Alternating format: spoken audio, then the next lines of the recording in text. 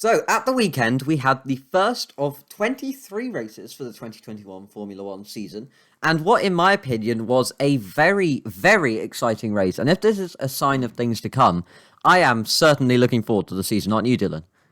Yes, I'm definitely looking forward to seeing it as at the moment it's been quite exciting with the few battles in the midfield and up front between this year's rivals Hamilton and Verstappen.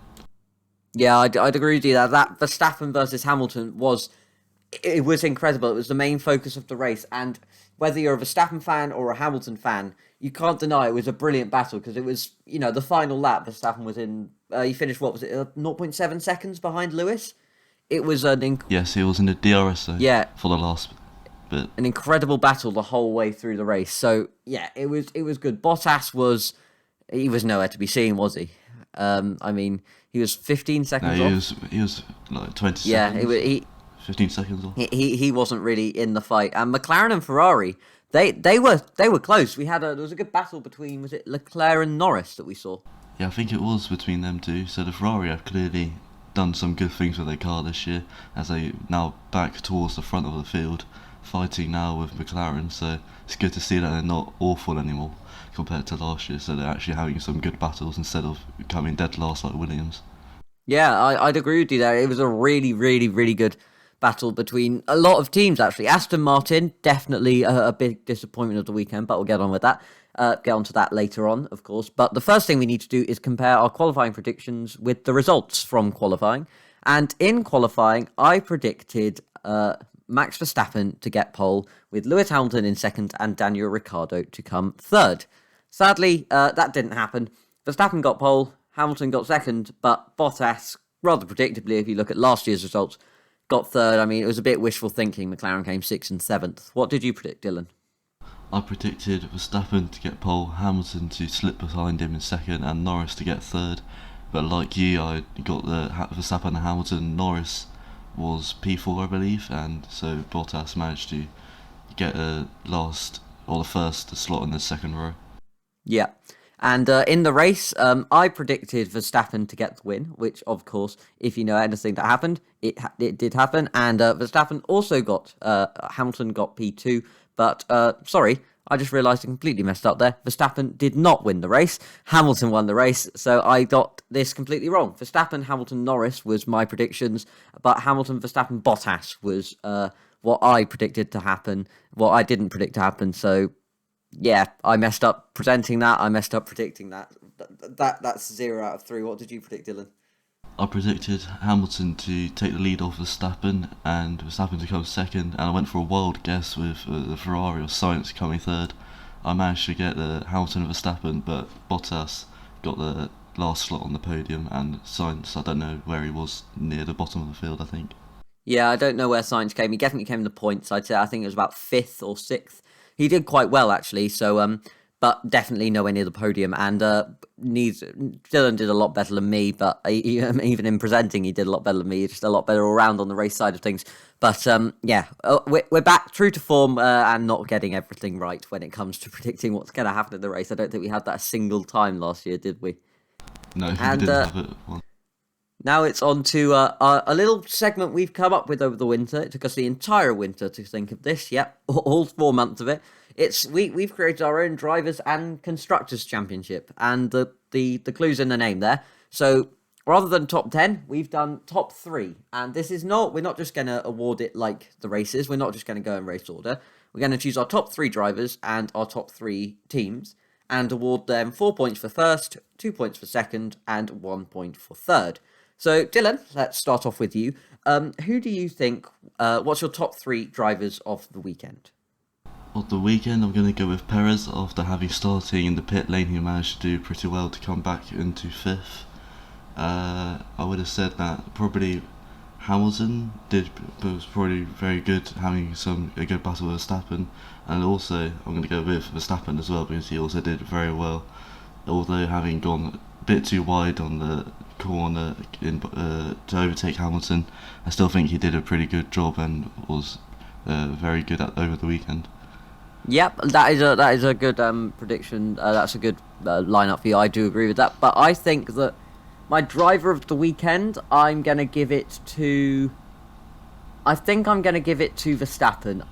He's clearly improved in his consistency over the last at least 3 years. If you look at 2018, I don't think he would have been able to do the weekend he had. I think he was unlucky to lose it. I know there's a lot of debate around that track limits thing at the moment, because it was a bit unclear, wasn't it, Dylan? I mean, are you allowed to overtake round there or are you not? Because Hamilton used it a lot to when he wasn't overtaking, but then I don't think he went as far.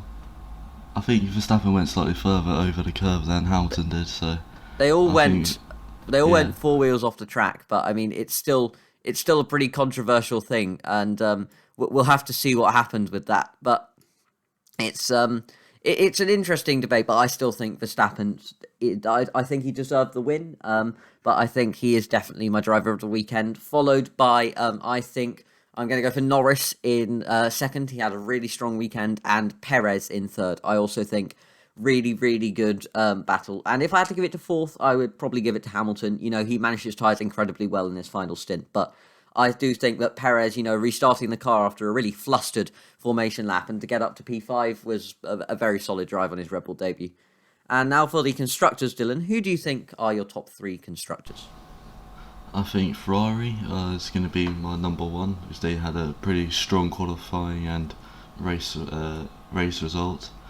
I'm not going to go with Alpines, they didn't do very well. I think maybe McLaren, they did pretty well over the weekend, with Norris doing well in qualifying. I think it was at P4 he got. Yeah, I think he did very well in qualifying, actually. I'm going to go with probably... it's a difficult one. I'm not sure. Probably Red Bull, maybe. Mm-hmm. Even though I don't really like them, but I think they both did pretty well, the constructors. So I think, as well as getting the number 1 and 2 for the fastest pit stop, I think they did pretty well over the weekend. Yeah, I'd agree with you there. Red Bull did well. My top constructor of the weekend, I'm going to give it to Red Bull. I think we both agreed at some point that Red Bull are going to score points, and obviously the way we're doing this is the total points, so from each of us. So if Dylan gives Red Bull third, I give Red Bull first, we'll combine the points total, and that'll be Red Bull's points total for so far in the championship. But I think Red Bull, really solid weekend from both drivers. Their car is leaps and bounds better than they've had it at the start of previous seasons. They were so much closer to Mercedes, and if we see that for the rest of the season, I am going to be very, very happy indeed to see a battle like that. P2, I'm going to go for Mercedes. That's because of the fact they have made a lot of progress since testing. They look a lot closer. And it's between, for me, McLaren and Ferrari for P3. But I think, although I'm a McLaren fan, I think I'm just going to have to give it to Ferrari. Because if you look at where they were in Bahrain and just throughout the whole season last year, the amount of progress that, like Mercedes, that they have made at some point over the winter is quite impressive. So I'm going to go for Ferrari in P3. And now we're moving on to the Pit Crew Podcast Race Awards, yet another new segment, and there are 4 categories. Driver of the Day, which in my opinion, or driver of the, not the day, because we're recording this on the Wednesday afterwards, but driver of the day if it's Sunday. I'm going to go for... I think I'm not going to agree with who got it. Perez got it. I'm going to go for Norris. Very consistent drive in the podium positions at one point, and he's getting a lot better than he did in his debut season. What do you think, Dylan, for driver of the day? Like you, I'm not going to go with the official one. I'm not going to go with Perez. I think I'm going to go with Yuki Sonoda. He did very well, scoring 2 points in his first race in Formula 1. I think he showed us all what he can do, and I think he's going to be a successful driver in the future. Yeah, Yuki had an incredible debut. I mean, just being Russell, imagine, you'd never scored points in your team apart from at Mercedes, and then, you're a really good driver, but, you don't have that chance. It's part of it in Formula 1 is down to the car. That's just the nature of the sport. And Yuki gets P9 in his debut. He seemed very, very consistent. He had a little wobble coming out of turn 2 when he was overtaking, but he controlled the car. He made good moves. He didn't have any accidents like Mazepin, who decided to speed run the Bahrain Grand Prix. I think he lasted 35 seconds, which is a bit embarrassing considering that Bottas' pit stop, when he had a really bad pit stop, lasted longer. But there you go. Hopefully you can do a bit better. Maybe 40 seconds? 40 seconds, Dylan? You think Mazepin can do that? Yeah, let's bet this time. We keep betting every weekend, see how long we can last for. I reckon that by Abu Dhabi, 1 minute 30, turn 8. Turn 8, and then he's going to go again. Then he's going to go. And then next season, maybe lap You'll finish one. Nah, not finish one. That's going to take like 5 years. You're fine by then. moving on. Overtake of the weekend. I'm going to give this to Yuki Sonoda, actually. You know, on his debut, he made a very clean, respectful, but very quite just a good pass, very confident on the brakes, and I'm going to give that to Yuki Sonoda down at turn 1. What, are you going to agree with me there, Dylan, or are you going to go for someone else? I'm gonna agree with you on that one. Although if Verstappen's move on Hamilton would have stuck and it was legal, I would have said Verstappen's overtake was gonna be my favourite. So I thought it was pretty good to go around the outside. I was thinking of that as well. Actually, it was a very impressive, overtake, but sadly, wasn't legal.